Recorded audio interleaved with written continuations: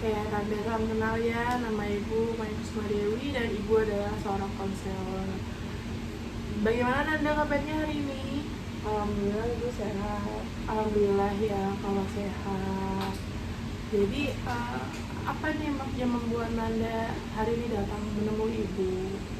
Sebenarnya saya ingin mengungkapkan suatu permasalahan. Oh iya, baik Nanda. Sebelumnya Nanda sudah pernah datang ke sini atau memang baru pertama kali ke sini? Baru pertama kali sih Bu, karena direkomendasikan sama teman saya. Oh iya, jadi sebelumnya teman kamu sudah pernah ke sini?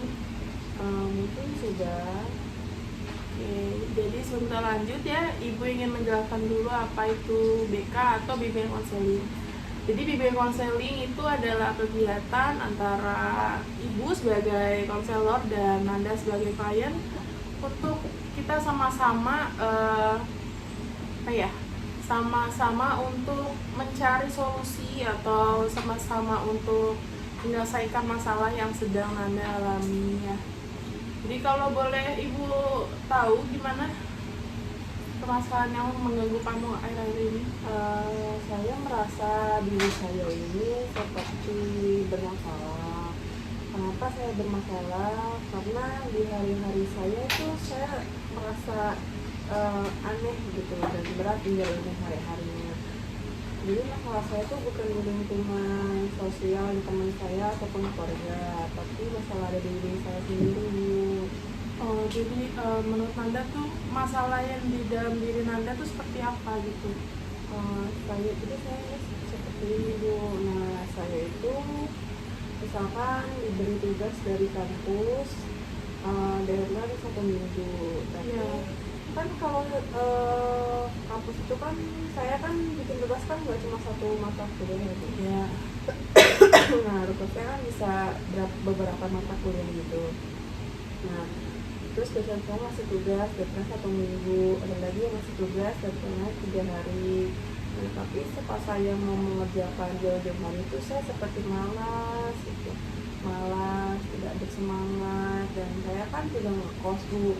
Nah, kosan saya tuh seperti tidak terurus, jadi saya jarang bersih-bersih, jarang menyapu gitu, jarang berberes juga. Kalau makan di dalam kamar, jadi ketumpuk ininya, piring-piring kotornya dan sampah-sampahnya. Saya seperti malas gitu, malas membersihkan dan malas juga mengerjakan tugas. Oh iya.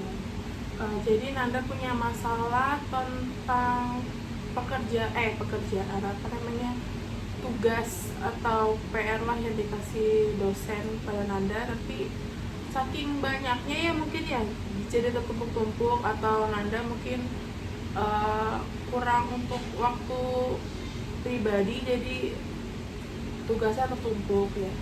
Kalau boleh Ibu tahu mungkin dalam seminggu apakah dosen tiap hari mengasih tugas? Tidak Bu, jadi hanya beberapa dosen aja yang masih tugas. Ya. Cuma bukan hanya tugas yang tidak saya kerjakan, tapi pekerjaan di rumah seperti mencuci baju, menyetrika, mencuci piring, berberes, kamar kosan, itu juga tidak saya lakukan. Biasanya tugas yang dikasih oleh dosen itu seperti apa bentuknya? Ya, seperti berupa tulisan atau berupa yang seperti. Oke. Dalam seminggu Nanda tuh mampunya tuh untuk mengerjakan tugas tuh berapa gitu. Misalnya saya seminggu tuh bisanya cuman 2 tugas, sisanya saya harus me time. Saya mengerjakan, cuman hanya saja saya memang terlalu banyak mengulur waktu. Iya. Kalau di mengulur waktu itu Nanda di Selasa mengulur waktu tuh Nanda ngapain? Apakah main HP, main game, atau main sama teman? Saya jarang main keluar juga Bu. Jadi saya kalau di kosan saya main game, main HP. Jadi saya bisa satu dan satu hari itu tidak mengapa-ngapain itu bisa. Kalau dalam sehari biasanya Nanda main HP atau game berapa jam dalam 24 jam? Itu bisa ya dari pagi. Itu kan saya main game dari pagi deh Saya kan main HP misalkan dari pagi ke sore, sore ke malamnya itu udah lanjut main game. Itu kalau udah ngantuk ya saya tidur. Jadi tugas sudah saya tuh bukan hanya tugas di kuliah saja, tapi tugas rumahan juga tidak ya. ya. Oke, kalau dari intensitasnya Nanda bermain game, apakah Nanda mengalami misalnya jam tidur yang kurang gitu karena main game Oh terus? tidak, karena saya paling malam itu tidur jam 11. Jadi saya tuh tidak kuat bergadang. Jadi kalau saya jam 10 udah ngantuk saya tidur. Kalau boleh tahu, Nanda ngekos berdua apa sendiri? Kita sendiri saya tidak sama. Apakah orang tua sering datang ke kosan Nanda untuk menemui Nanda gitu? Tidak, karena orang tua saya jauh. Oh jauh. Nanda di kosan itu seminggu sekali pulang atau memang menetap saja di situ sampai nanti lulus gitu? Menetap sampai lulus. Jadi saya kan anak rantau. Iya. Setiap bulan ini dikirimin sama orang tua saya. Oh, kalau boleh tahu itu orang dari mana? Orang tua saya di Riau. Riau jauh ya. Lumayan jauh. Oke. Yang membuat Nanda mau berkuliah di sini tuh apa kan? Sedangkan orang tua atau kampung halaman Nanda kan di Riau tuh jauh sekali ya dari sini di Jakarta gitu. Karena waktu itu keterima beasiswa. Oh, kita beasiswa. Ya, saya keterima beasiswa. Jadi kan kalau saya tidak ambil kan sayang sekali ya. Karena banyak orang juga yang ingin masuk ke fakultas itu. Jadi saya terima. Dan orang tua saya pun menyetujui. Oke. Kalau boleh tahu, Nanda berkuliah di fakultas apa dan jurusan apa? Saya di Fakultas Sastra Indonesia. Sastra Indonesia. Itu memang apa ya? Cita-cita Nanda dari dulu ingin bersekolah mengambil jurusan sastra Indonesia atau memang Enggak, itu karena keterima beasiswa di situ? ya, beasiswanya di situ. Kalau saya ingin kuliah ngambil jurusan apa sih, saya inginnya kedokteran gizi. Iya, nih kan Nanda ini kan mahasiswa dengan maksudnya bantuan beasiswa ya. Maksudnya ibu tuh dengan kebiasaan atau habit Nanda sekarang seperti jarang mengerjakan tugas atau mungkin mengulur waktu lah buat mengerjakan tugas itu, apakah nanti takutnya ya beasiswanya tuh terganggu gitu? Karena takutnya kan saya setahu ibu beasiswa itu dilihat dari apa ya, dilihat dari nilainya gitu, tiap semester stabil atau tidak, gimana? Iya. Jadi saya tuh dalam 1 bulan tuh bisa nggak masuk. Jadi seminggu tuh saya bisa masuk sekali. Oh, itu nanti seminggu nggak masuk kenapa? Satu hari Karena malas. Jadi Malas. saya ada mata kuliah yang nilainya buruk, jadi saya mau nggak mau ulang. Tapi dosen saya bilang katanya kalau misalkan nilai saya ada yang C lagi, saya terpaksa di drop out. Kalau Nanda itu malas mengerjakan tugasnya dalam satu spesifik mata kuliah atau memang semuanya gitu? Semuanya. Tidak. Oke. Kalau dari cara dosen mengajar nih, seperti apa? Biasa saja sih, biasa. Apa tidak ada yang mengganggu seperti Tidak ada. saking banyaknya Nanda jadi pusing gitu? Terus gimana dengan teman-teman Nanda di kampus? Apakah sama seperti Nanda gitu, kayak saking banyaknya saya males gitu? Enggak, teman-teman saya ini Semuanya. baik semua. Nah, tapi ada saja kan kadang kalau teman kampus tuh ada yang kita sekelompok gitu. Kan nanti di kosan dulu dong gitu. Ada yang mau ke kosan saya, cuma saya nggak ngebolehin dulu ya karena itu kosan saya berantakan. Iya, berantakan. Dan saya tahu kosan saya itu berantakan, kumuh gitu. Cuma saya tuh tidak ada keinginan untuk membersihkan itu. Oke.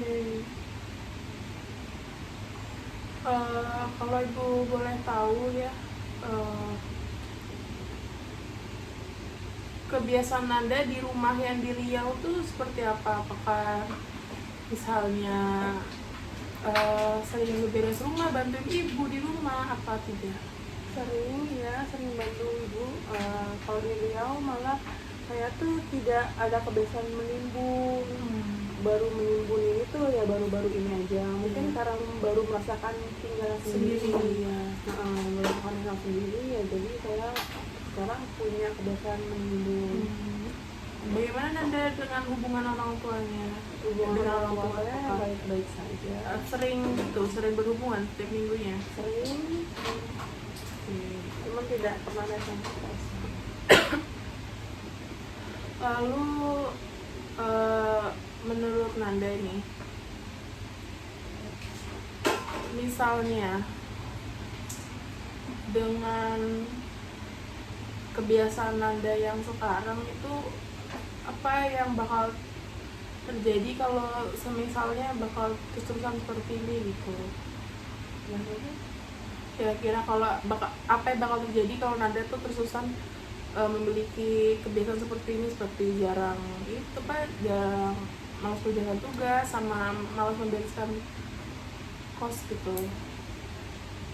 Saya juga kurang tahu ya Bu, saya takut juga karena saya banyak udah minggu ini kan posisinya sekarang ibu kos sudah bernaung. Nah saya tuh takutnya malah tidak dapat tempat untuk tinggal lagi. Nah kalau untuk mata kuliah saya takutnya juga di drop out dari kuliah dan dikira orang tua saya kecewa.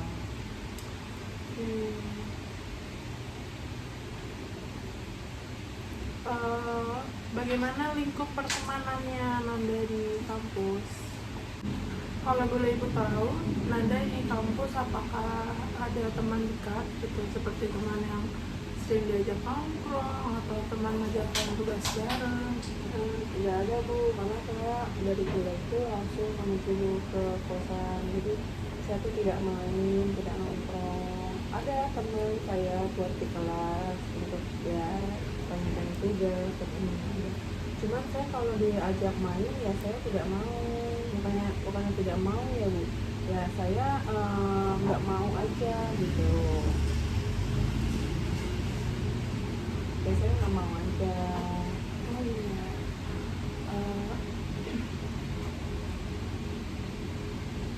Jadi dari yang bisa ibu ibu rangkum dari tadi Nanda bercerita ya, Nanda tuh dapat diidentifikasi mengalami gejala hoarding disorder ya. Apakah Nanda tahu hoarding disorder? Enggak Bu, ya saya juga kurang tahu sih kalau hoarding tentang penyakit.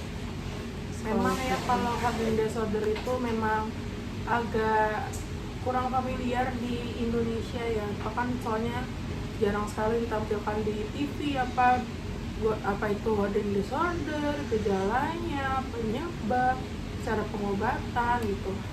Jadi hoarding disorder itu bisa dari penyebabnya itu seperti mengalami gangguan mental seperti depresi atau skizo.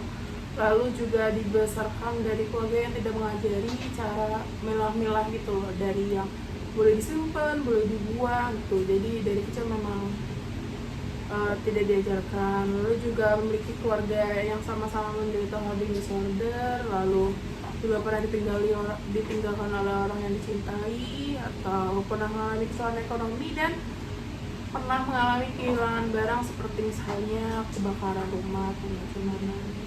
Kalau dari yang penyebab ibu sampaikan tadi, ada nggak kira-kira yang ada sih jadi penyebab?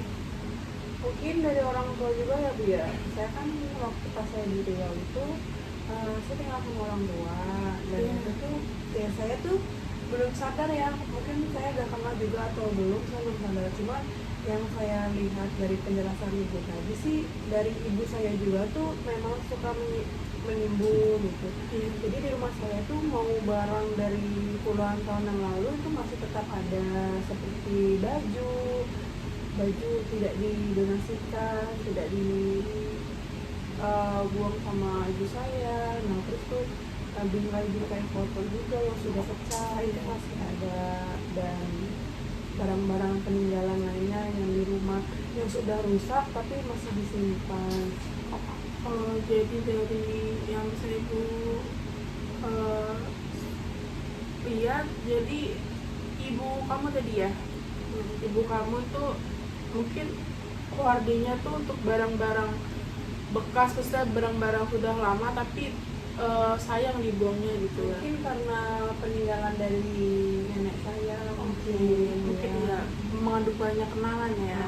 Dan terbawa ya sampai sekarang. Dan ibu saya juga sekarang kalau di kulkas itu suka, jadi ibu saya tuh pun mempunyai ini seperti di hari itu belanja banyak sekali yang misalkan ingin dimasak, banyak yang ingin dimasak gitu, dimasukkan ke kulkas, tapi nyatanya setelah seminggu kemudian itu yang dimasak tuh hanya beberapa aja, jadi yang lainnya tuh dibiarkan membusuk gitu.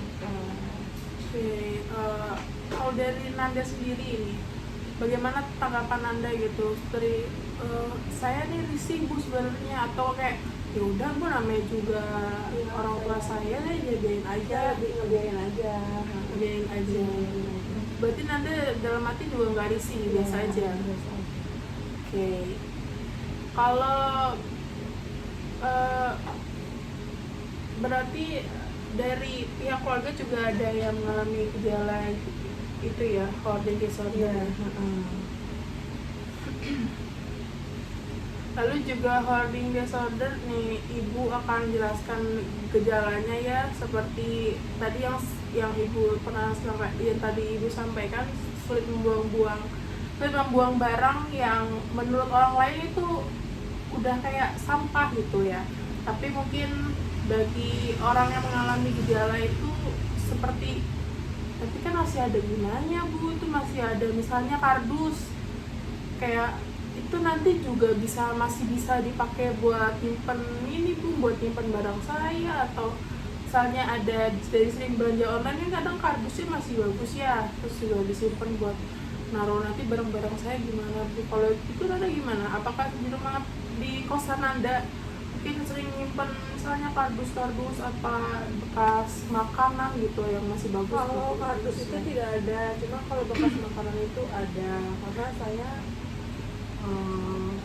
mempunyai kayak ya sama kayak ibu saya tadi, dari makanan banyak. Kan saya di kosan hanya sendiri, jadi yang saya makan hanya beberapa dan yang lainnya saya biarkan busuk gitu. Dan saya juga pas waktu makanan busuk itu tidak ada keinginan untuk membuang, jadi ingin menyimpan. Kalau dari makanan busuk itu kan takutnya menimbulkan bau ya, apakah pernah ada dari tetangga kosan? Tidak ada, karena kalau sudah kayak benar-benar sudah tidak sudah mulai lapuk gitu, karena pasti lapuk ya bu. Nah itu baru saya buang. Jadi kalau sekiranya yang masih busuk sedikit gitu, saya masih malas membuang karena ya belum sepertinya. Berarti Nanda emang itu ya sayang gitu, maksudnya kalau masih ada gunanya bakal Nanda simpen terus ya. Lalu juga gejalanya langsungnya merasa cemas gitu kalau barangnya mau dibuang gitu. Iya, saya pernah.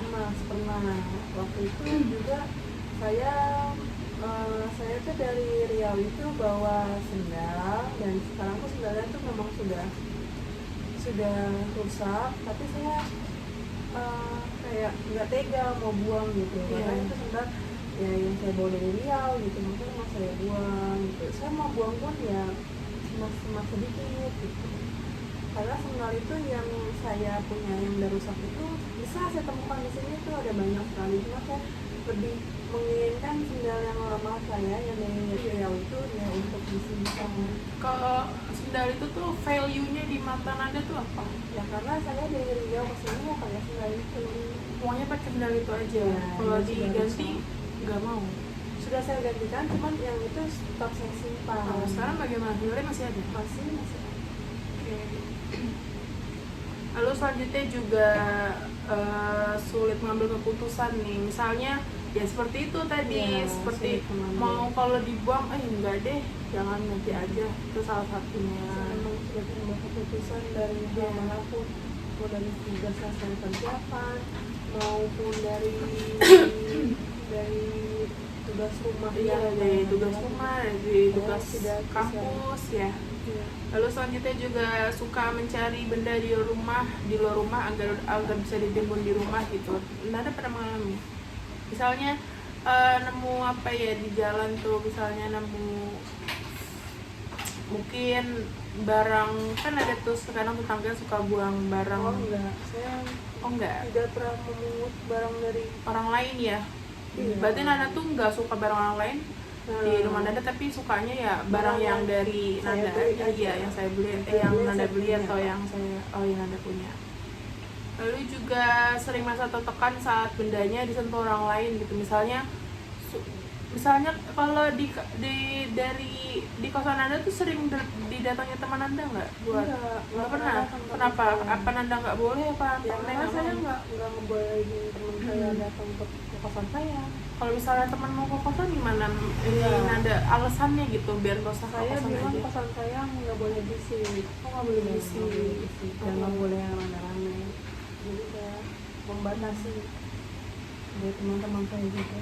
Oh, berarti kalau untuk kasus yang bisa tertekan kalau saat barang yang Anda timbun itu disentuh, berarti belum pernah merasakan ya, karena belum ada orang yang datang itu.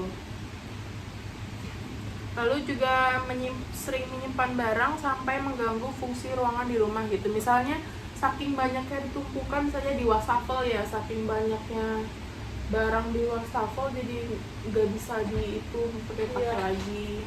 Iya, sampai seperti itu, Mak. Di depan kasur saya juga sudah ada tumpukan buku yang tidak pernah saya baca. Ya, belum saya singkirkan juga. Lalu selanjutnya juga melarang orang lain membersihkan rumah ya, kan itu juga salah satunya juga ya. Sejauh ini belum ada sih ya, Bu.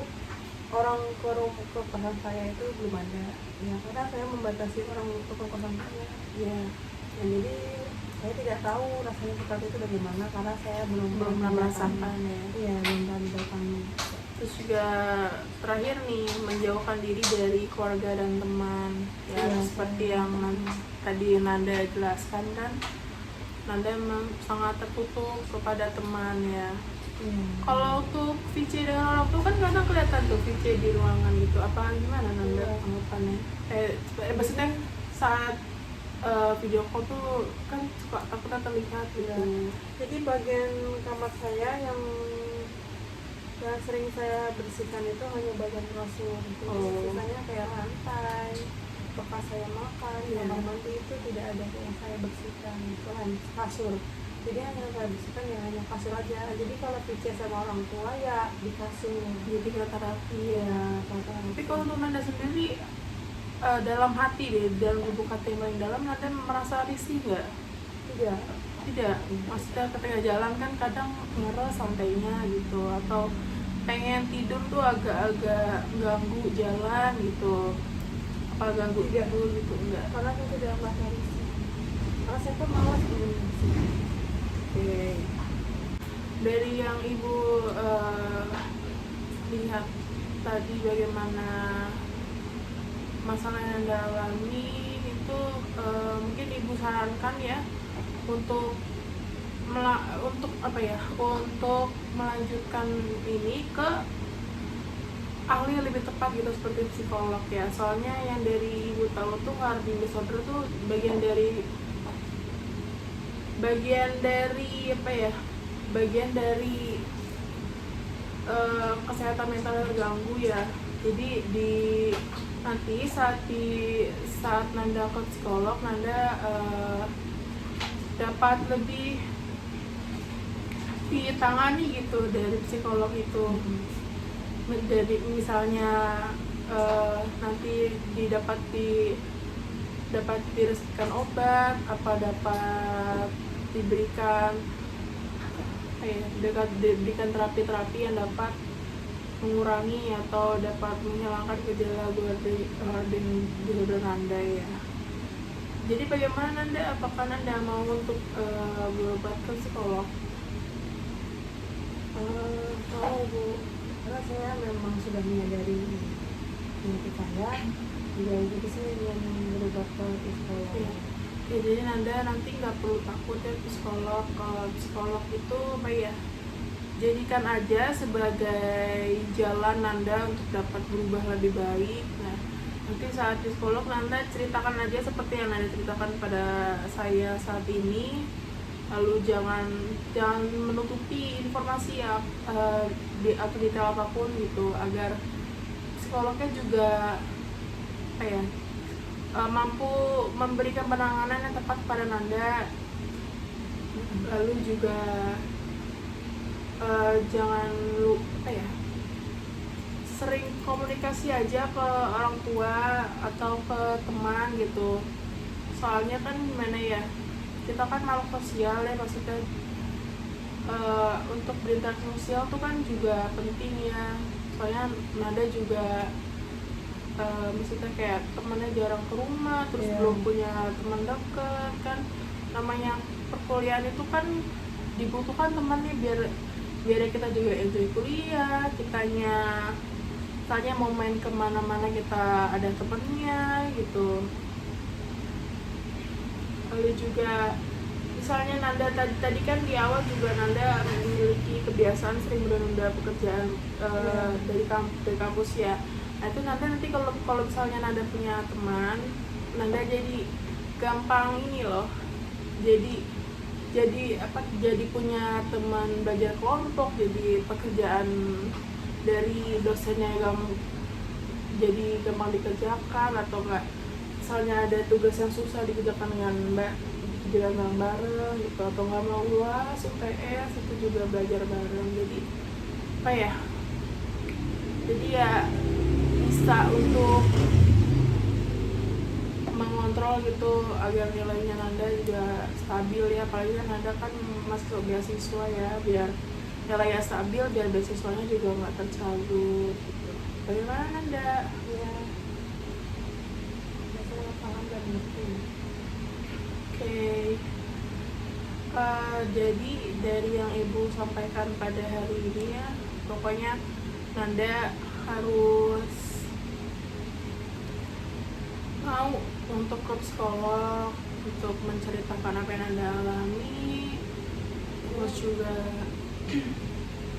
juga biar Nanda juga bisa terbebas dari gejala coordinating disorder ini, terus juga biar kehidupan sosial Nanda juga lebih terbuka ya gitu. Bagaimana Nanda? Apakah ada yang ingin Nanda sampaikan lagi? Tidak ada Bu. Oke, kalau tidak ada, insya Allah nanti kalau misalnya Nanda mau konsul lagi, silahkan. Ini pintu ruangan Ibu terbuka lebar ya buat Nanda. Pokoknya apapun masalah yang Nanda alami, baik kecil maupun besar, Ibu siap untuk mendengarkan ya. Oke, mungkin itu saja ya dari Ibu. Kalau misalnya pokoknya tadi Ibu sampaikan, saya kalau Nanda mau bercerita lagi kesini silahkan gitu. Ya. Oke. Kalau gitu terima kasih Bu atas bantuannya. Ya, Nanda sama-sama juga. Ibu mengucapkan terima kasih juga karena Nanda mau menceritakan atau mau terbuka pada Ibu ya. Semoga Ibu doakan agar Nanda dapat terbebas dari masalah yang Nanda alami sekarang. Terus juga pokoknya menjadi pribadi lebih baik lah ya Nanda. Kalau gitu terima kasih ya Nanda. Sampai jumpa lagi.